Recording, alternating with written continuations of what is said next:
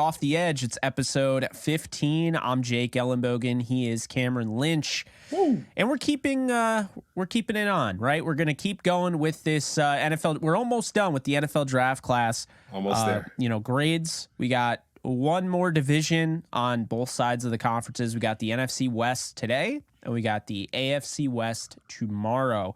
Before we get into that, be sure to like, subscribe, comment, rate, review wherever you're consuming this content.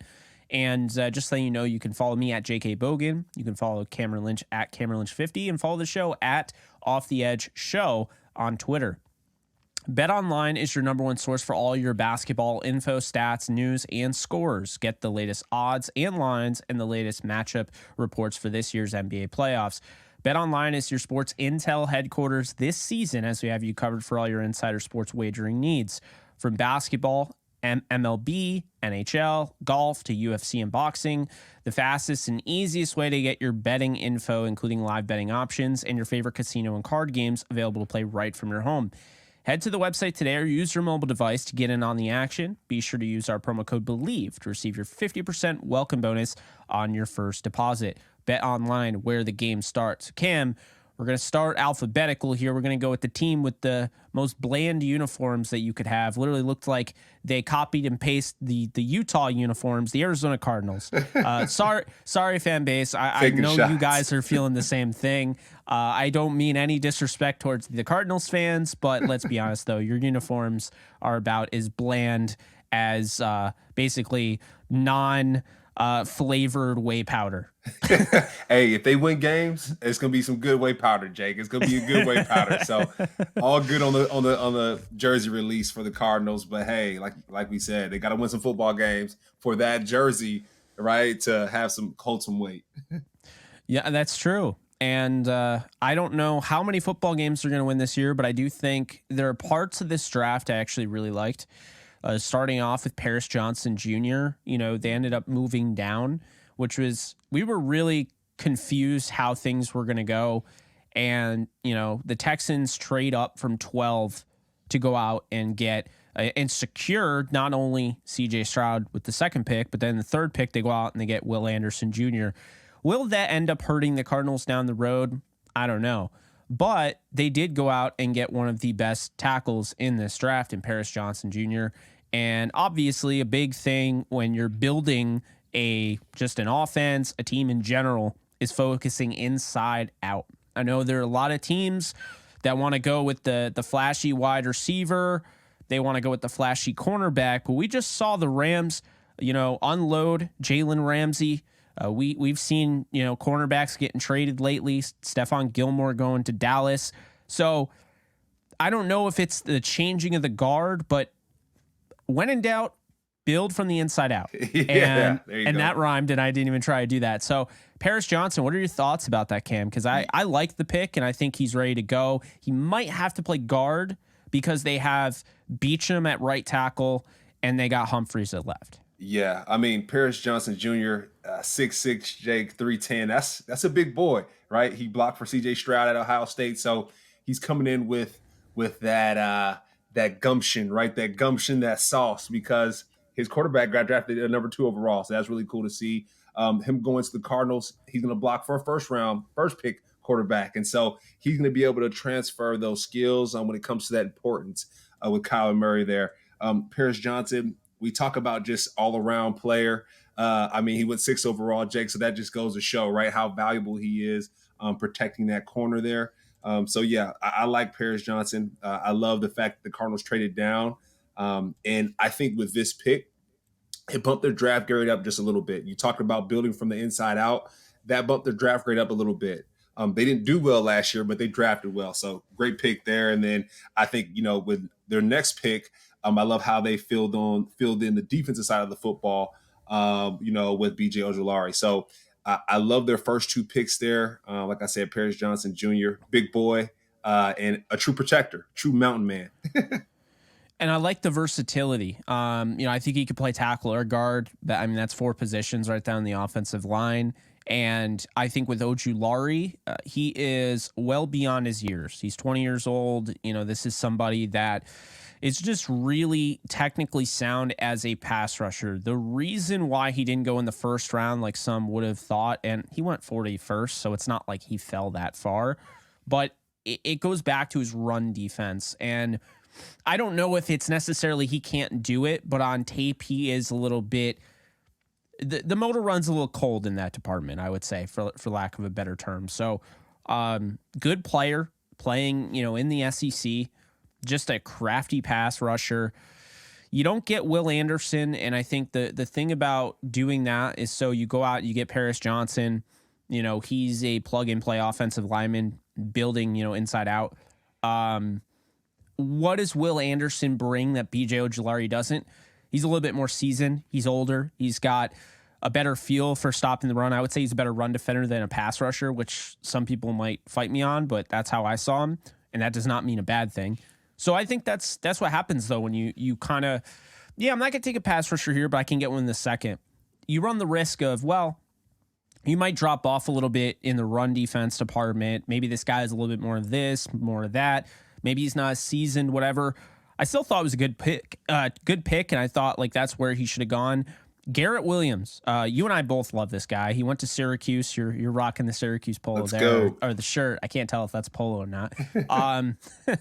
But Garrett Williams is very interesting because he's not the most athletic corner, but I don't really care because I think this guy can start day one as long as the injuries check out, and I think that's the big knock against him. When I watch Garrett Williams, the guy isn't the fastest guy on the field. He's not the most physical, but he's always at the hip pocket of receivers. Okay, he can play deep down the field. He's smart enough to play in zone. So I think the Cardinals having him, having guys like Marco Wilson, I think he's going to fit right into that cornerback room. I think he has a chance to start right away. And then Michael Wilson, in addition to that, the Stanford wide receiver who, let's be honest, his tape is really good. It's the injuries, man. It's the injuries with him. But maybe a little high for the risk. 94th overall, but I like the guy a lot. And, if he pans out and stays healthy, we're talking about a really, really good player. Yeah. Hey, Jake, no risk it, no biscuit. When it comes to Mr. Wilson, playing wide receiver from Stanford, he has that captain on his jersey. So when you see a captain step in the mix, Jake, I might as well risk it. If you watch his tape, Jake, the first thing that pops up is the nasty catch over UCF. He just pretty much comes over top of someone's nugget, right, and snags a touchdown. So I thought that stood out, and that was really cool. We talk about the above the rim ability to play. He is an above the rim player, right? When you throw the ball in the end zone, the red zone, just throw it up because he's going to go and snag it and bring it down. He has a whole bunch. You just look at his tape, Jake. He's a whole bunch of nasty touchdown snags. So a guy like Wilson, I'm activating him in the red zone, right? Kyler Murray, figure out how to scramble and find a guy like Wilson to throw the ball up to. And then going back up a little bit, you talk about Garrett Wilson, Syracuse guy, via PPF, right? He had no flags the past 2 seasons. And we've talked about this, Jake. We talked about in our guy segment, he was my guy. And the fact that he allowed 0 flags, 0 penalties, that just goes to his discipline. That goes to his ability to be in the right position at all times and being a smart football player. The Cardinals need a guy like this. Cardinals need a smart football player that can go up and make plays, defend the pass, create interceptions, and just be smart. They need smart players. I know with Budda Baker, I'm not sure if he's going to be there, what that looks like. So, adding someone like this on the outside at Arsenal is awesome. And then going to BJ Ojulari, we talk about the speed. He looks like a receiver that is now playing defensive end, the way he comes off the edge with BJ. You also mentioned the ability to stop the run. He has to work on that. And I do think maybe, get in the weight room a little bit, right? Do some squats and figure out how to really anchor down. I think he'll get better at that when he goes to the Cardinals. But BJ Ojulari, that's just true speed, sack master, quarterback sack master coming off the edge. So I love that pick there from LSU and BJ Ojulari. And then, Jake, I know we're going to get down a little bit, but I'm excited to talk about some of the other picks that the Cardinals got as well. Yeah, Pat Poe's another one of your guys. I thought Cottrell Clark was a solid pick. Stills was a solid pick. Has, I think, a brother or two in the NFL currently. And then you look at John Gaines, who's just very intelligent guy out of UCLA. His coaches rave about his intelligence, can play tackle, guard, center. Really just, the man's very versatile. He has a chance to start day one at center, I think. I think there's a chance they drafted day one center, in the fourth round. But the one that fascinates me the most is, I Bleav, another one of your guys, Clayton Tune. Yeah. This is an opportunity here for Mr. Tune, as you called him, because do not give this starting job to Colt McCoy just yet. Yeah. Okay. Kyler Murray, according to Ian Rappaport, basically he said during the offseason, the expectation is Kyler Murray could miss half the year. And with that being said, getting Clayton Tune, I don't care if it was the fifth round.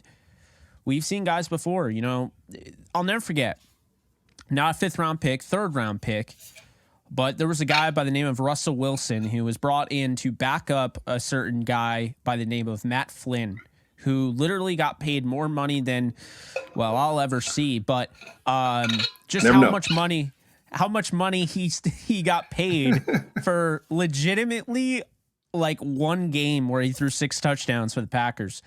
He gets paid all that money. He's the starter. Everybody's saying, oh, yeah. Well, not so fast. Russell Wilson comes in. He's just outright better.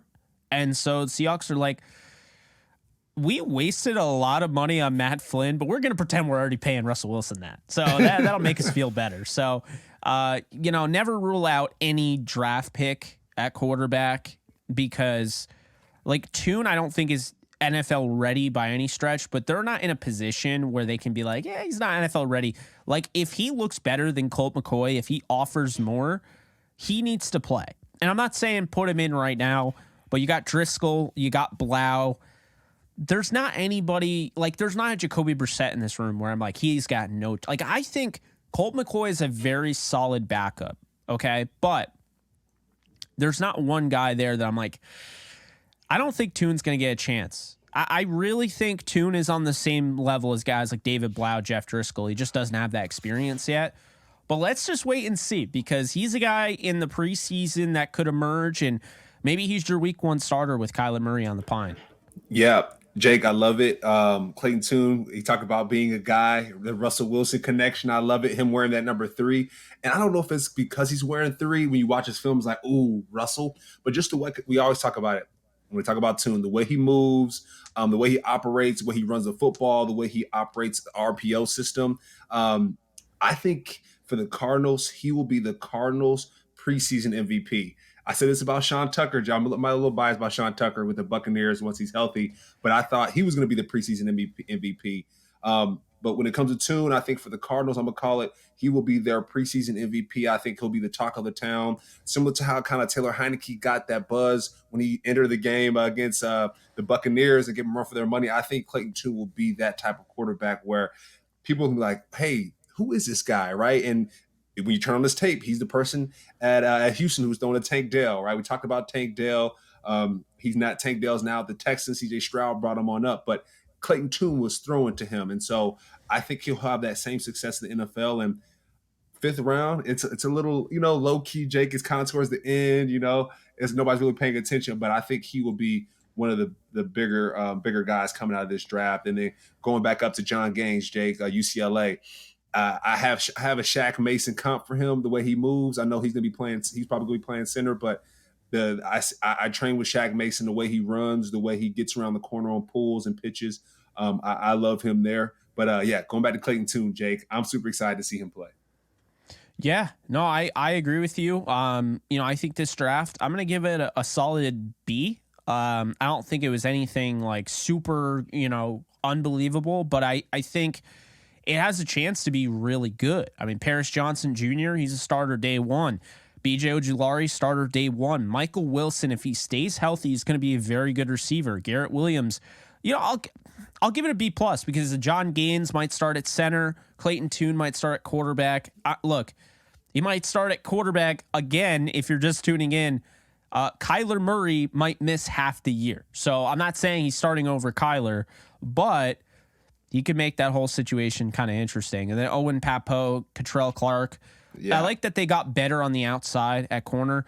And Cottrell Clark is interesting because he might have to be an outside guy. He might not be able to play in the slot. Didn't look great in the slot on tape. I thought he was more somebody that, could play on the outside. He's, really aggressive at the catch point, and he ran a 4.4. So, he's got the long speed to carry guys up the seam, and he's got the long speed also to carry guys on the boundary. But I just found that, there were sometimes he would get hung up in traffic and, in redirect situations. So I don't love him in the slot. But what do you think? I'm going with B+ for the Cardinals. I like a B+ as well, Jake. And then I'm glad you finished on Clark there, because I have a Buda Baker type energy to him. When I see him play, he's his motor, right? The way he's talking, the way he's attacking. A lot of times these tunnel screens. If you see him come up and play the run and attack these tunnel screens, I'm like, oh, is that a baby Buddha, right? And so I wonder if some of these teams saw that similar energy, the way he plays. And so I would like to see what he does. I kind of had him in the nickel, Jake, right? I kind of like him being feisty, kind of beating up some of those receivers in the slot there. But we'll see. If Garrett Williams holds down that outside, he might have to jump on the inside. But I like Cottrell Clark being that baby Buda Baker. Yeah. No, absolutely. And so you're going to give him a B+ as well, Cam? B+, yeah, for sure. All right. So we move on to the LA Rams. And yes, full disclosure, we do cover the Rams. If you're a Rams fan, you can check us out on Bleav in Rams. But we're going to be, I'm just going to call it like it is, though. I really loved this draft. I really did. They got 14 picks. They got guys that can start right away. I mean, Steve Avila, Byron Young, Kobe Turner. They got a backup quarterback in Stetson Bennett, who they really like and they feel like could fill in for Stafford in a pinch. Everyone's talking about Puka Nacua potentially filling that Robert Woods role. I think it's a little premature, actually a lot premature. You're putting a lot of pressure on a 5th-round pick there. I love the long-term potential of guys like Nick Hampton, Davis Allen, Warren McClendon Jr. I think Travius Hodges-Tomlinson, a.k.a. LT's nephew, has a chance to be really good. I think Zach Evans has starting level upside at the running back position.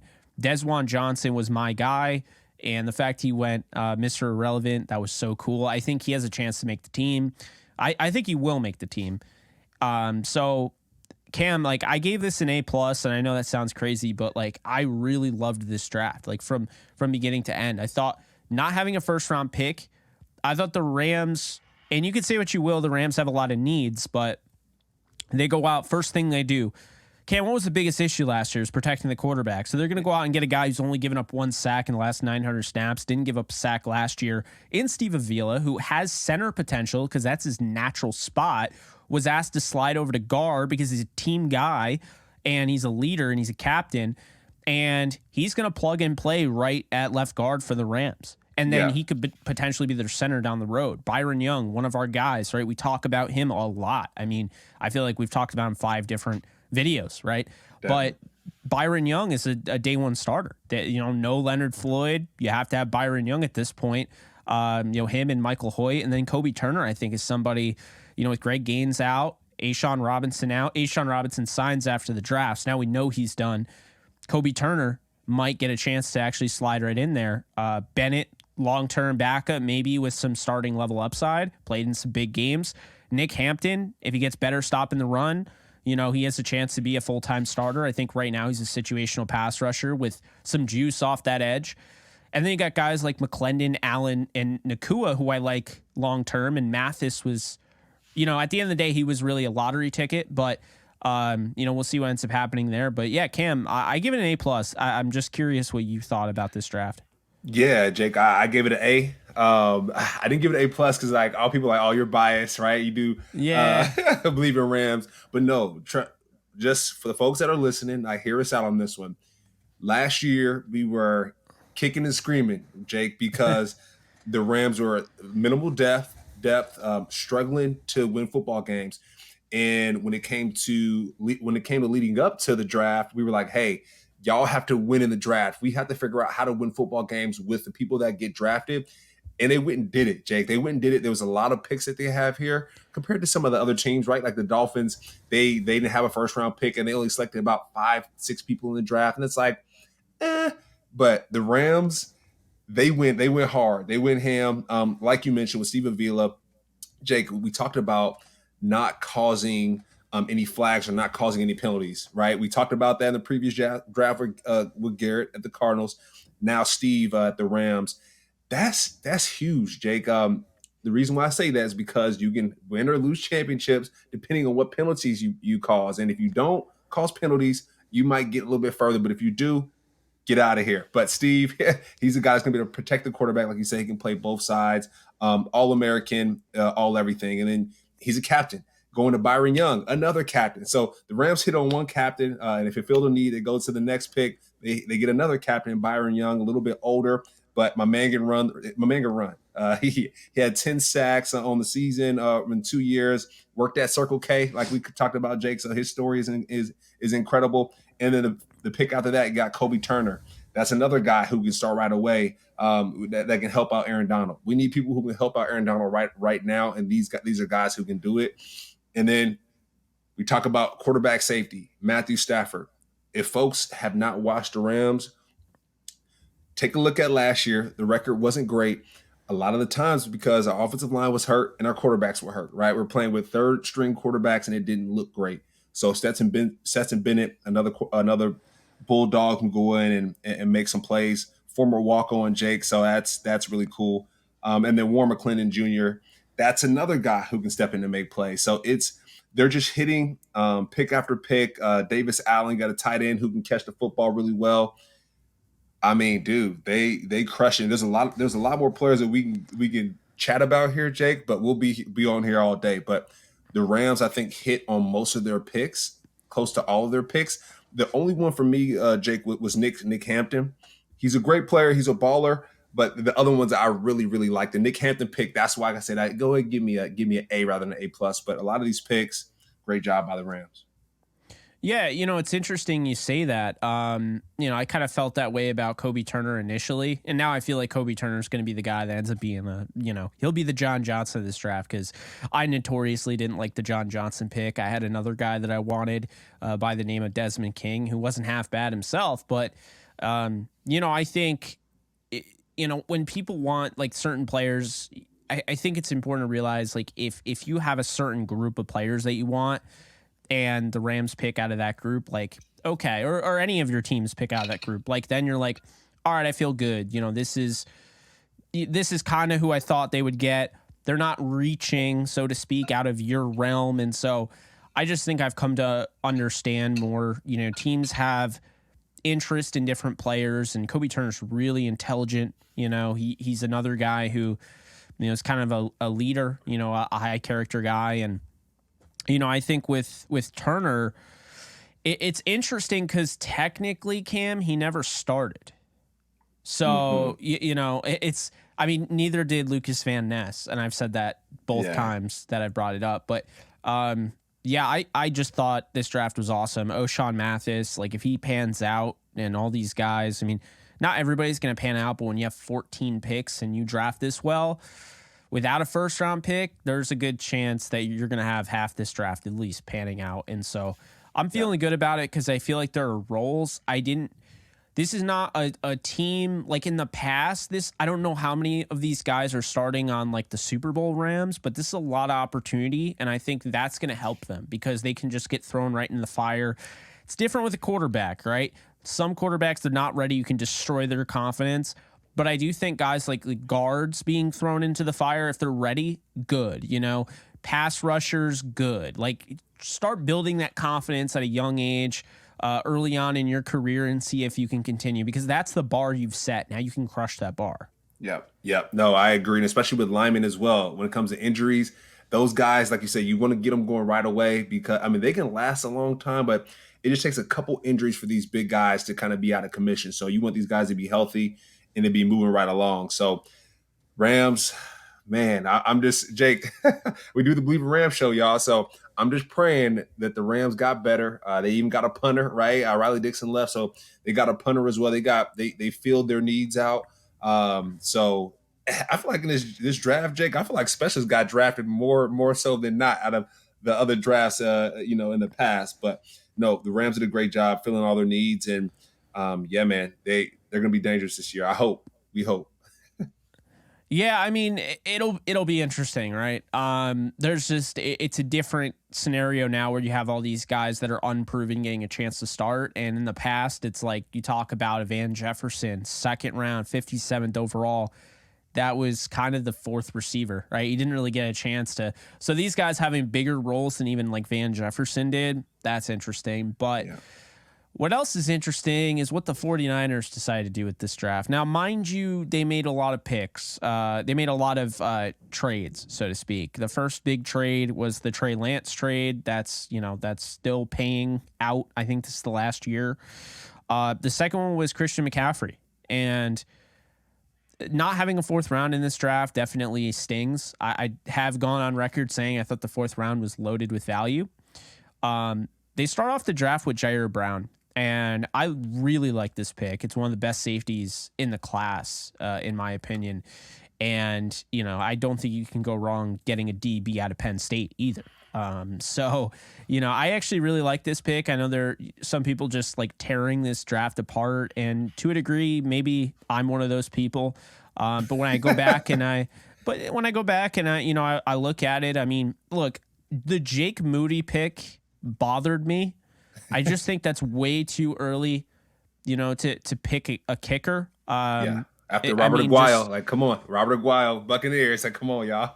Well, also, I know this is one of the top teams in the NFL, but picks like that are how you kind of set yourself back a little bit. Maybe this will catch up with you. If it doesn't now, if not now, when? You don't want to know, right?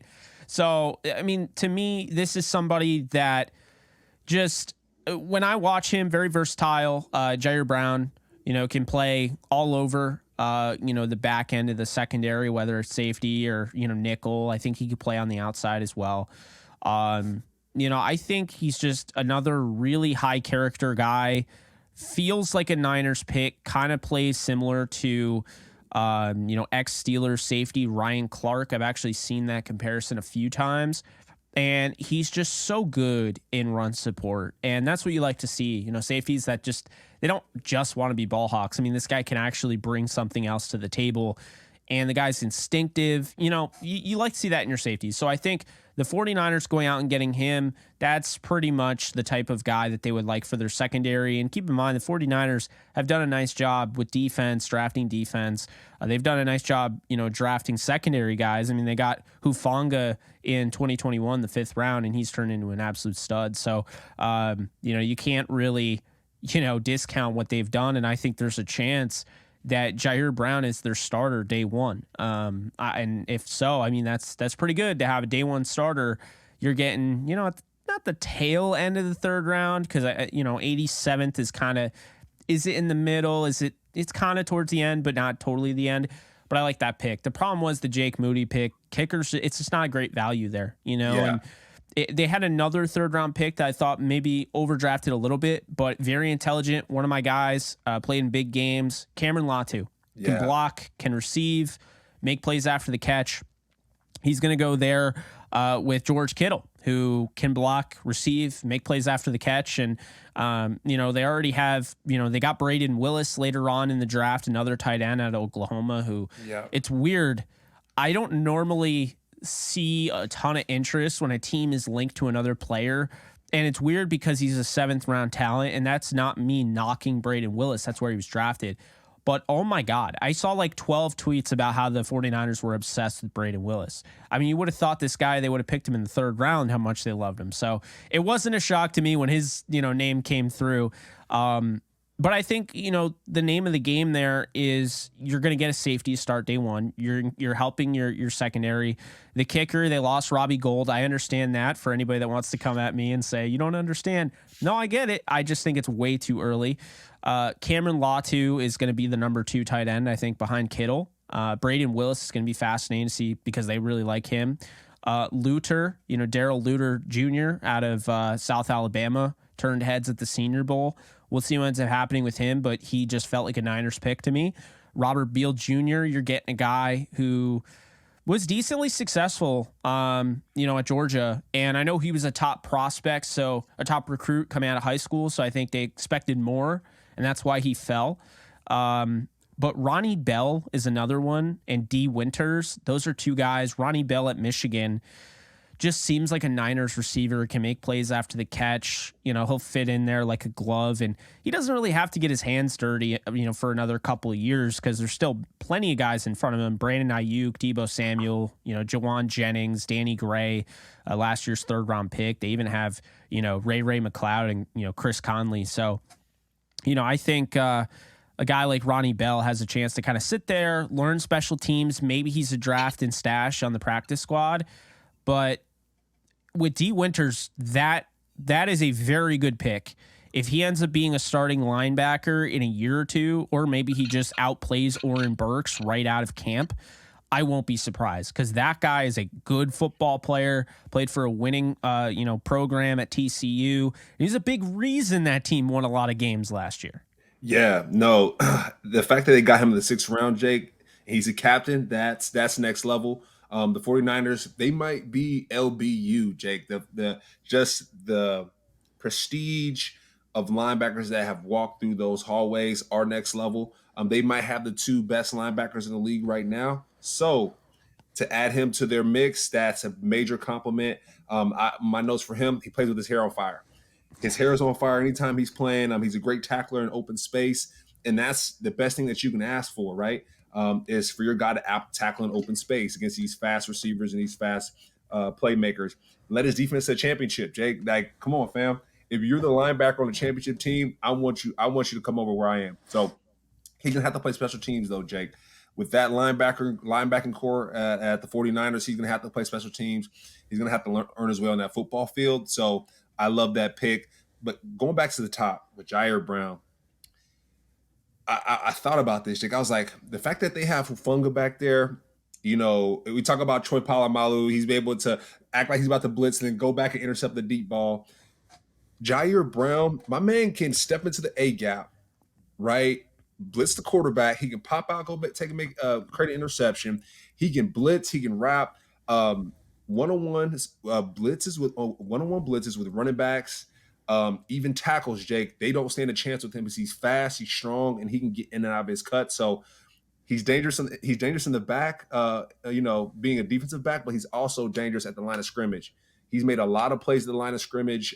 You see goal line plays, Jair Brown is making them. So he's just an all-around ball player. I wouldn't go to say like a honey badger, but he has that, like, I'm a football player. No matter where you put me, I'm going to cover somebody or I'm going to go blitz. I'm going to go tackle somebody. So Jair Brown, super athletic, just like a football player. What do you say? You call him just a football player. So yeah, just a football player. No, I agree with you. He's a really good player. I like, the football fan in me just wishes they didn't take Moody so high, and I would give a much higher grade on this draft.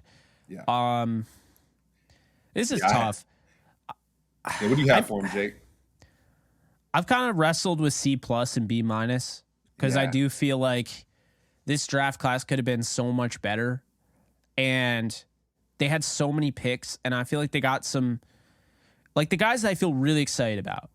Jair Brown, okay? Latu to a degree. Like, was he in need? Not really. And did they pick him a little early? Yeah, because they have George Kittle on that roster.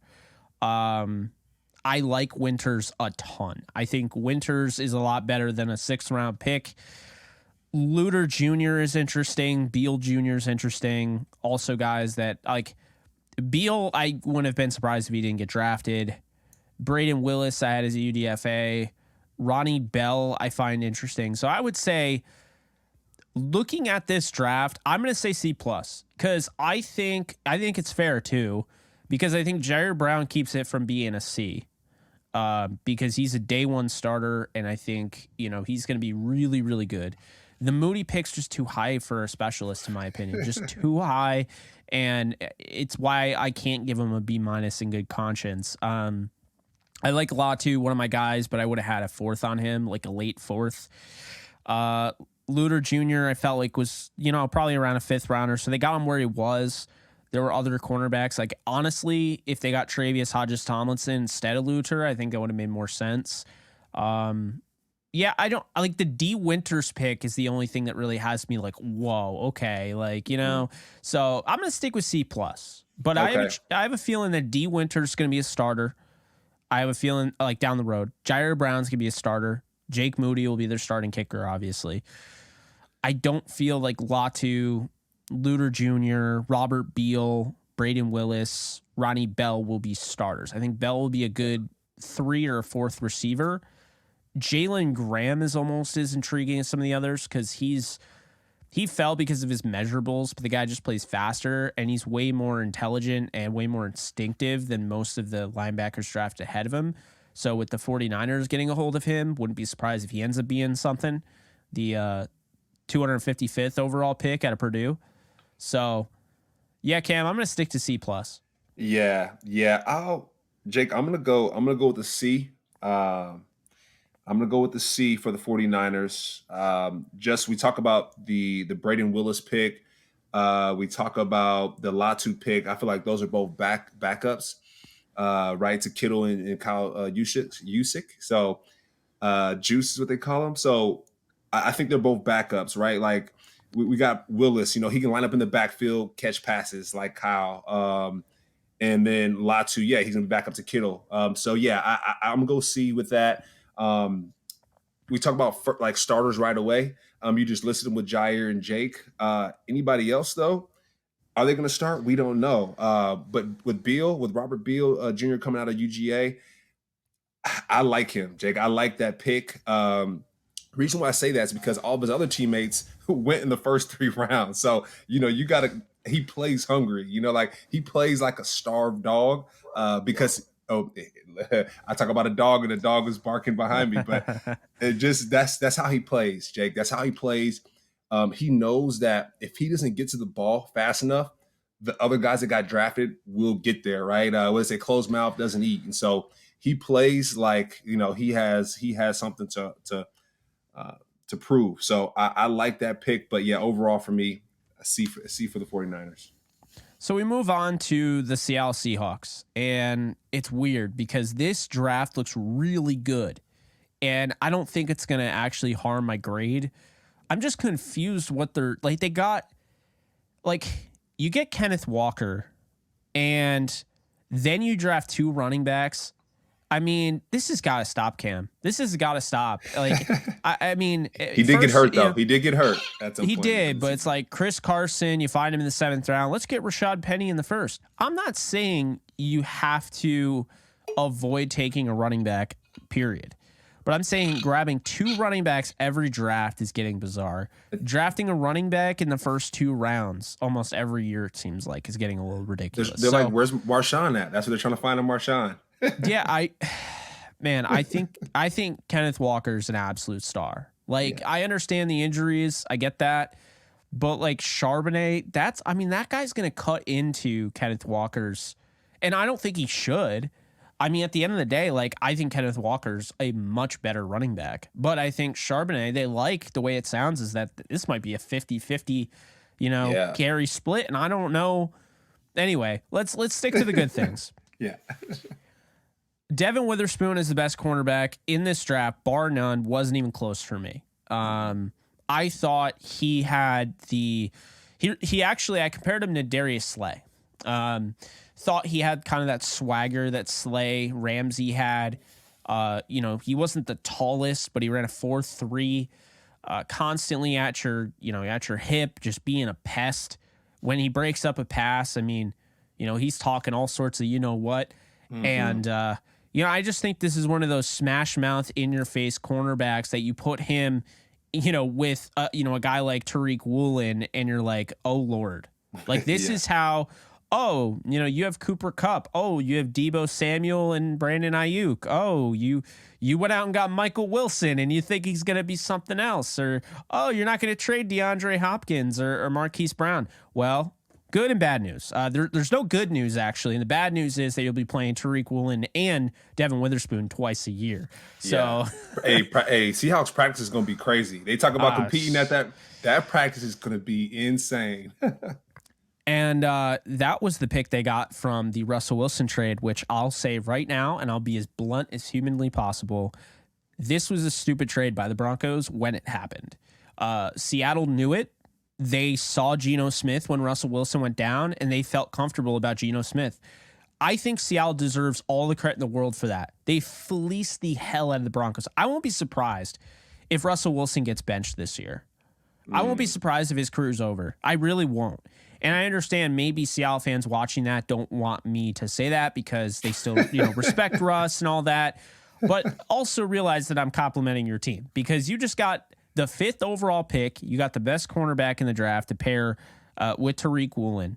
And this is because you decided to trade Russell Wilson at the perfect time for 3 first-round picks? I mean, what the Broncos gave up, jail, right to jail. Like we talk about, quoting different memes and stuff. Yeah. Well, yeah. I don't know if you guys have ever seen Parks and Rec, but that one guy where he's just like right to jail right away. Like that's how I feel because this is the imbalance of the NFL when you get stupid trades like these.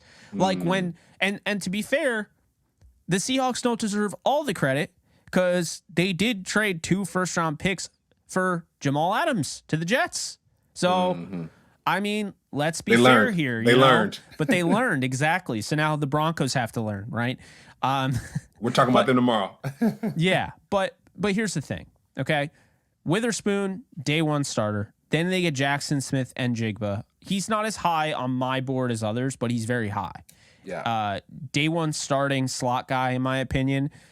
You still have Lockett on the outside. You still have DK on the outside. You still have D. Eskridge to be your kind of power 4th receiver that can be utilized in the backfield and gadget guy. Just absolute dominance in the first round from the Seattle Seahawks. They didn't go quarterback, and there was a lot of talk. They were getting pictures, like the coaching staff was getting pictures with Bryce Young. They had a selfie with CJ Stroud. They had a selfie with Anthony Richardson. That's all smoke. It's all smoke. But at the end of the day, it's good to have those, right? Because when you have those connections, that's good for free agency and down the road. Like, we met with this kid. When we met with him, this guy was a stud. We flat out told him, like, hey, if you go into free agency, like, don't lose our number. Like, here's our number, That's smart. That's smart. Yeah, I think that's the common misconception, Cam, because I see all the time. Actually, here's a great one. You ready for this? People are like, why is Sean McVay meeting, because it was announced that he met with Baker Mayfield. Why is he talking to Baker Mayfield? Why is that? Well, they were just on a plane, so this was never it was an unsanctioned meeting. They just happened to sit next to each other. They were talking ball, and he's like, "We're not going to have a chance to get you, but I wish you the best of luck." And then Baker Mayfield ends up on the Rams last year, right? Yeah. So you don't know, right? You don't know what these meetings are going to do, and I think Seattle did it the right way. Now here's a player that has one of the most incredible stories in the draft, and I didn't realize it until way after. Did you hear about Derek Hall? So when he was born, he was basically dead, so to speak. And now here he is, he's in the NFL. Yeah. What? I mean, not to be grim, but my guy deserves some props there. Hey, he came to life, and he came to life with this draft, right? The Seahawks, they landed with him. Jake, Derek Hall's a baller. He's a baller. The fact you just mentioned that story, I did not know that. Someone he reminds me of, though, Jake, another great story, Byron Young, that went to the Rams. We just talked about Byron Young, the journey that he's had, right? The path. And so it seems like a lot of defensive players have some insane paths. I don't know if the offensive players have crazy stories like that, Jake, but a lot of the defensive guys do. But I love that pickup with Derek Hall. And then going back to Jackson Smith and Jigba, Jake, when he was at Ohio State, my man was more productive than Chris Olave and Garrett Wilson. So the fact that he was that productive there, and then now going to the Seahawks with Lockett and DK Metcalf, that's going to be dangerous. So I'm excited to see that. And then we talk about our guy, Geno Smith, Jake. I just want to take a pause real quick on Geno Smith. We mentioned it when it comes to black quarterbacks in the NFL and what that means.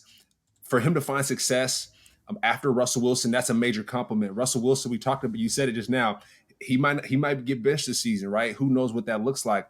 Russell Wilson's going to be a Hall of Famer. So the fact that he's the person that replaced a Hall of Famer, that is a major compliment. And also, too, going to the Seahawks side, the fact that they saw where Russell was in his career and able to move on from that, their franchise player, that's a lot, Jake. It's a lot, but they, like you said, they made the move at the right time, and it panned out. With Devin Witherspoon and Jigba, Derek Hall, these guys, those top 3 picks, they hit on every single one of them, and that's great job by them.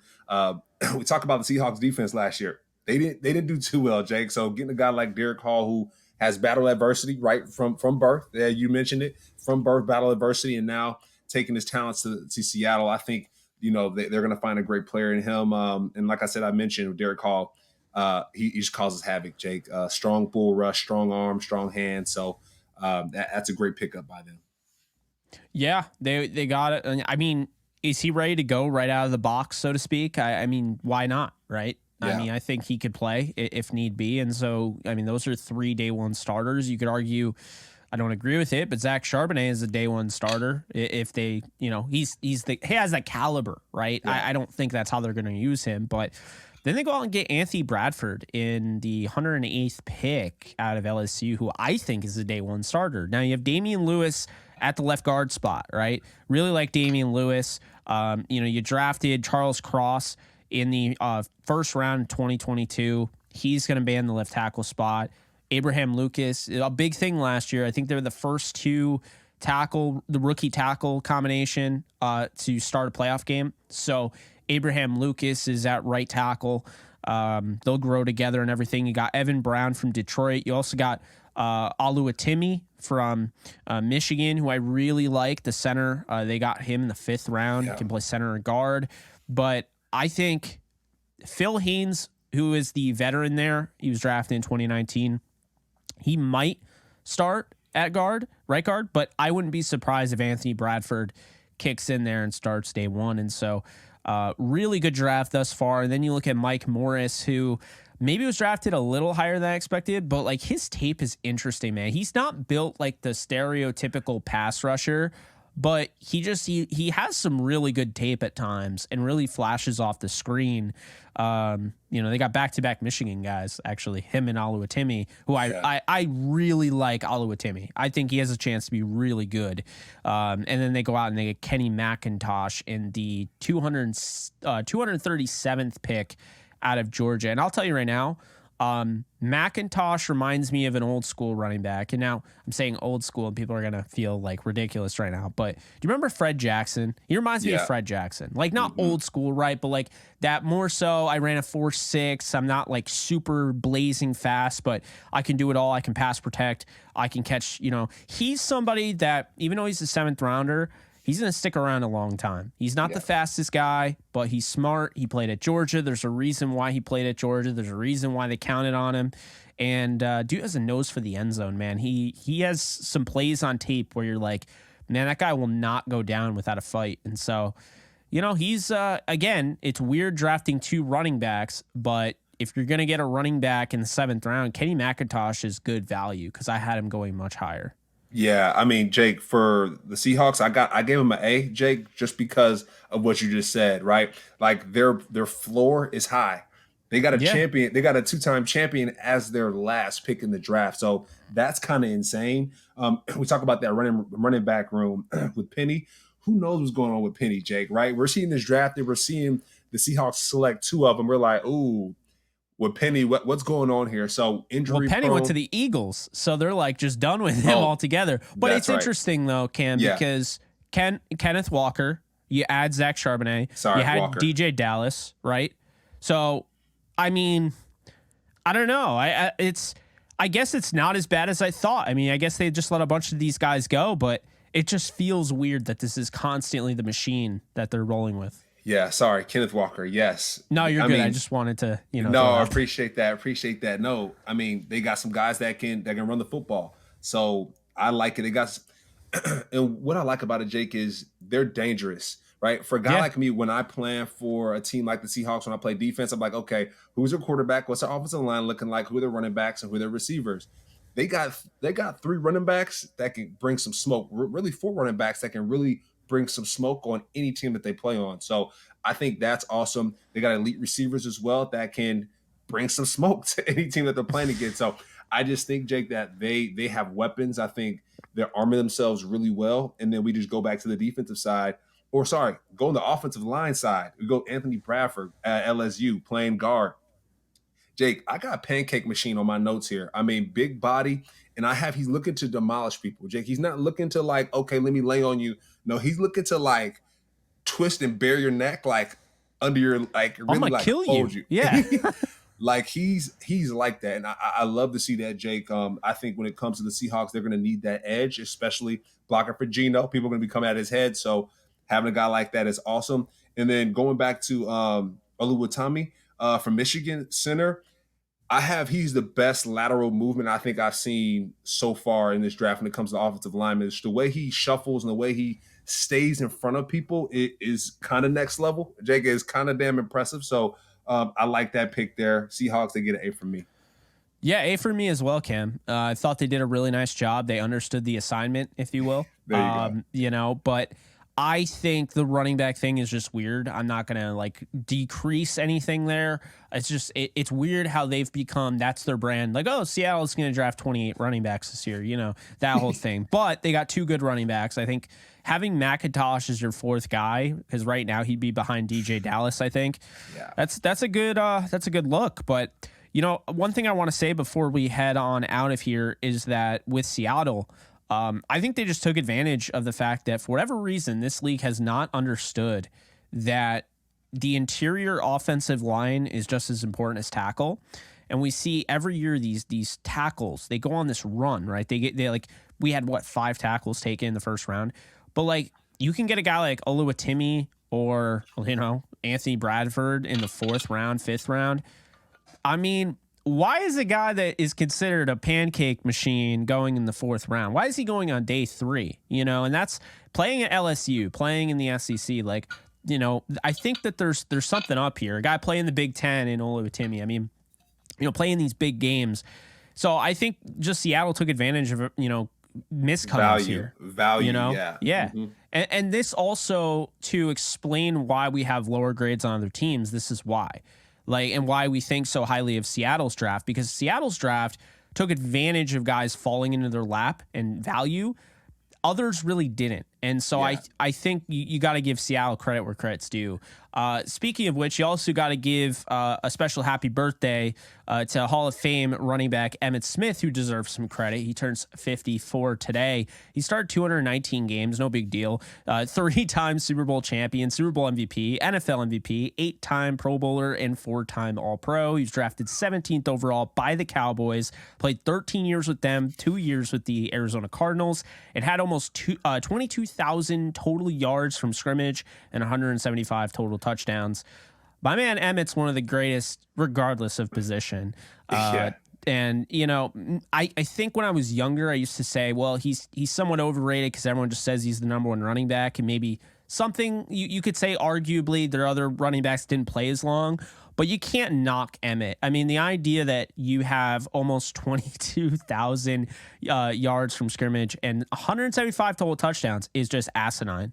Yeah, that's it. I mean, you reading those numbers off is crazy. And Jake, you talked about how great he is on the field. I've heard him speak at a Legends business seminar before, Jake. So all the legends in the room, my man is crushing it in the business space too, Jake. So Emmitt Smith can dance too. And he can dance. There you go. Dance with the Stars. Happy birthday, Emmitt Smith. Greatness on and off the field. A legend in everybody's hearts. Happy birthday. Just that likable dude. I remember when he showed up at a cameo on How I Met Your Mother. It's like the Super Bowl episode. Like, Emmitt Smith, please tell me who won the... Oh, was that yesterday? Oh, yeah. Well, you know, when you win them, you just kind of forget about it. Like, yeah. So that's going to do it. You know, this show's in the books until tomorrow. And then we'll be talking about the AFC West. Before you go, be sure to like, subscribe, comment, rate, review, wherever you get this content. And you guys take care. Special thanks to betonline.ag, and we will see you guys soon. Later, folks.